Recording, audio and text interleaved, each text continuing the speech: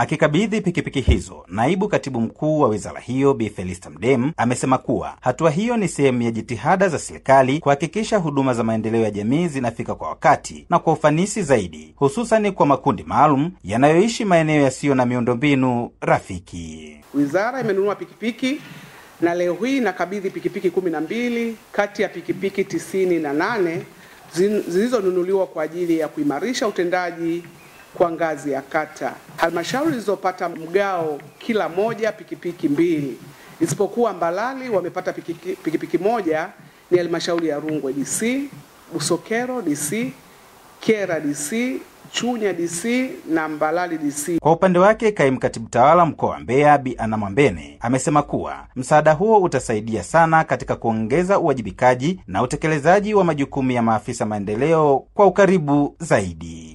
Napenda kumshukuru Mungu na kumshukuru Daktari Samia Suluhu Hassan kwa kuwezesha wataalamu wa maendeleo ya jamii kuweza kupata pikipiki hizi 12 kwa ajili ya kurahisisha maendeleo katika mkoa wetu wa Mbeya. Naye afisa maendeleo ya jamii mkoa wa Mbeya Bi Elkaga Mwaikasa ameeleza kuwa ugawaji wa pikipiki hizo ni hatua kubwa inayokuza ari ya utendaji kwa watendaji wa maendeleo ya jamii, huku akisisitiza kuwa sasa wataweza kufika kwa wananchi wengi kwa uharaka zaidi. Maafisa maendeleo ya jamii tupo ngazi ya vijiji, kata na mitaa, na mara nyingi tuna changamoto ya kuweza kufikia kuwafikishia huduma jamii, hasa wale ambao wako pembezoni, kwa sababu kuna changamoto ya usafiri na miundombinu.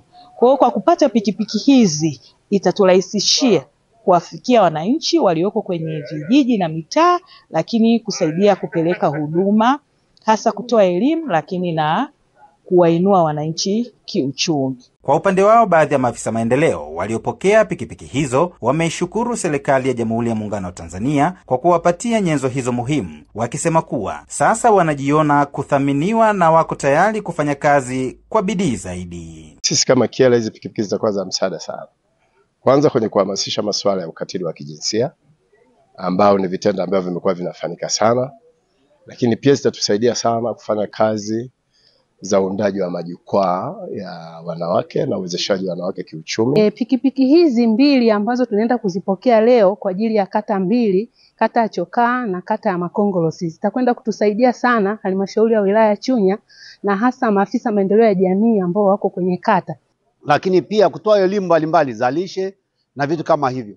Kwa namna hiyo, sasa hivi kwa kupata nyenzo hii, yani kazi hizi zote mnavyoziona zilikuwa zinafanyika kwa juhudi za hela ya mshahara. Nikiripoti kutoka hapa ofisi ya mkuu wa mkoa wa Mbeya ambapo zimekabidhiwa pikipiki hizi, mimi ni Samuel Mpogole, Hope Channel Tanzania.